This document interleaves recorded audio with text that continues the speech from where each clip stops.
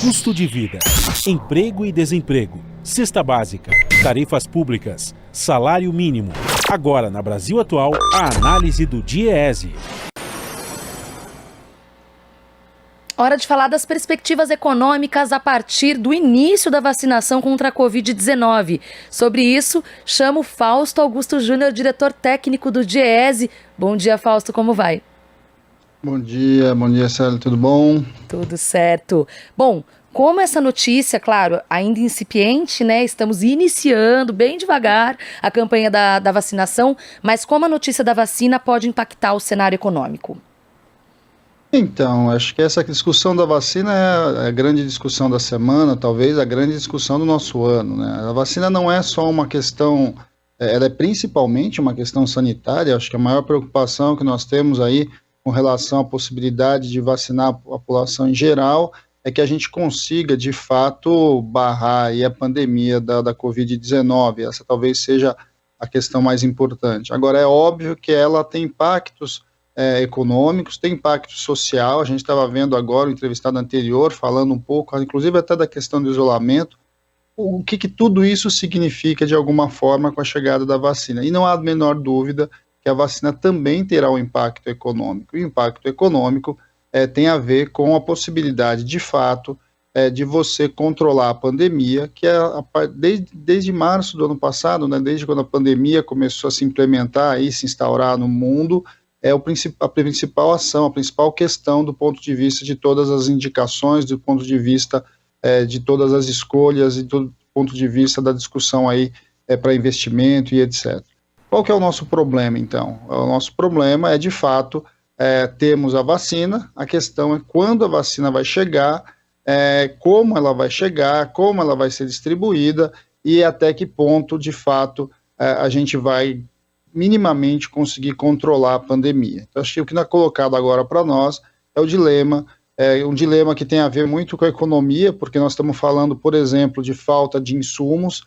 Os insumos que são todos importados, eles precisam chegar ao Brasil, no mundo inteiro que está em busca desses insumos, em busca dessa vacina, e não só das vacinas, mas inclusive dos meios da aplicação dessa vacina.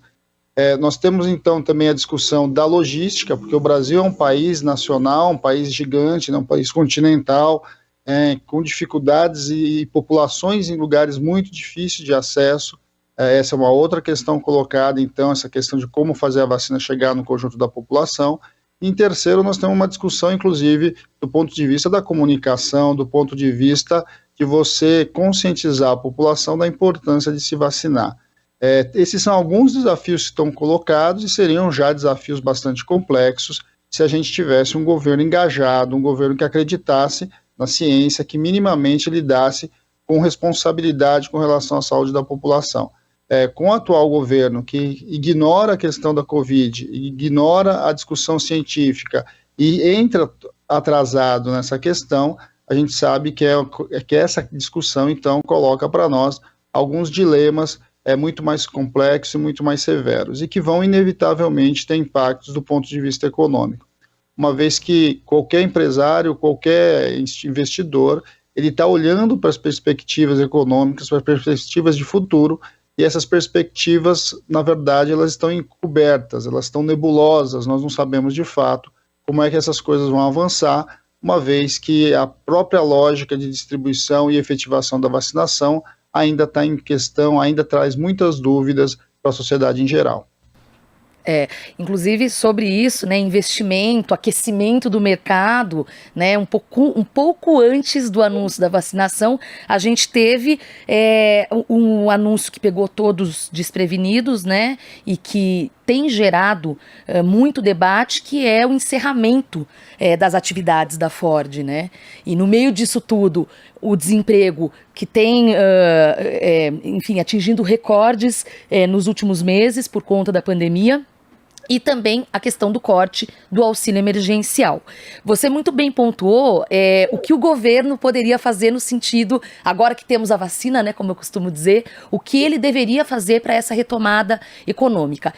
que mais? Ou seja, qual o impacto dessas, por exemplo, esse processo de desindustrialização que eu mencionei, o corte do auxílio, como equacionar essas coisas? Bem, primeiro tem que ter vontade política e tem que ter uma visão econômica nesse sentido. Ou seja, compreender que o Brasil tem problemas de insumos para produzir a sua vacina, o Brasil tem problemas para ter seringa e agulha para aplicar a vacinação na sua população, não só por uma questão efetiva ali do momento da pandemia que nós vivemos. De fato, o Brasil foi deixando de produzir, vem perdendo capacidade de produção, capacidade industrial, e isso, de certo modo, a gente já tinha visto no começo da discussão da pandemia com os respiradores, em que faltou respiradores espalhados por esse país, nós não conseguíamos ter condições de produzir um respirador, o que colocou para nós já algo que já vinha sendo discutido há bastante tempo, é este processo do Brasil perder a sua capacidade produtiva, a sua capacidade de desenvolvimento tecnológico, que precisa minimamente ser retomada. A discussão da falta de insumos para as vacinas é mais uma demonstração disso. A saída da Ford do Brasil e a alteração, inclusive, da lógica do que a gente vai assistir dentro do regime automotivo, dentro do setor automotivo como um todo, vai indicando para nós o quanto essa política de visão liberal, essa política de visão neoliberal, essa política em que se acredita que basicamente o mercado deveria decidir tudo, ela vai se mostrando bastante complexa, bastante pouco relevante do ponto de vista do desenvolvimento econômico num país como o Brasil.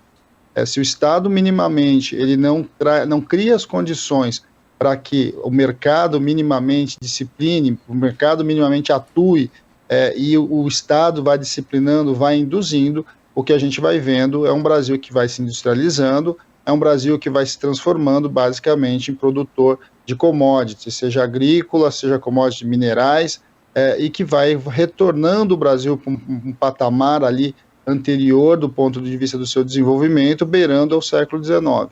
É algo bastante preocupante, algo que a gente precisa olhar com bastante atenção e compreender, então, que as discussões que nós temos em relação à vacina, elas são fundamentais, elas são atuais, mas a pandemia, de certo modo, ela tem mostrado bastante das nossas contradições e os nossos problemas em relação à lógica econômica e à produção que está aí colocada. Não é só uma questão pandêmica, a nossa crise econômica e social, é sempre bom lembrar que a taxa de desemprego antes da pandemia estava em alguma coisa perto de 12 milhões de desempregados, e a pandemia, basicamente, ela agravou essa situação. O fim do auxílio emergencial vai demonstrar uma outra questão, que é a questão da nossa enorme desigualdade social, uma camada bastante grande da população que não tem condições mínimas de sobrevivência e, ao mesmo tempo, uma economia bastante frágil, amplia-se a pobreza no nosso país. Então é um momento da gente olhar, refletir, porque as perspectivas de 2021, de certo modo, se estão dialogando aí, né, se tem diretamente relação com a questão da vacinação, com a questão do controle da pandemia, por outro lado, tem a ver também com as opções econômicas, políticas e sociais que o Estado brasileiro vai tomar e que a gente sabe que com este governo, muito provavelmente, a gente vai ter bastante dificuldades para ter um ano de 2021 que possa minimamente resolver parte dos problemas da população brasileira. Muito bom, mudança de mentalidade, de paradigma, né, sobretudo. Fausto Augusto Júnior, diretor técnico do DIEESE. Fausto, muito obrigada pela participação, um bom dia, até a próxima. Bom dia a todos novamente, até a próxima.